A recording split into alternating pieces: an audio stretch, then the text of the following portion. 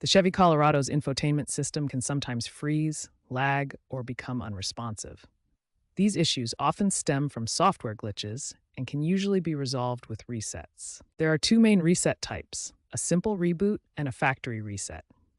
A reboot clears temporary memory, fixing most minor glitches like screen freezes or Bluetooth issues. To reboot, hold the power button for 10 to 15 seconds until the screen restarts. A factory reset, accessed via Settings, System, Reset Options, restores the system to its original factory settings, erasing all user data like saved presets and paired devices. This is a last resort for persistent problems. Remember to back up important data before performing a factory reset.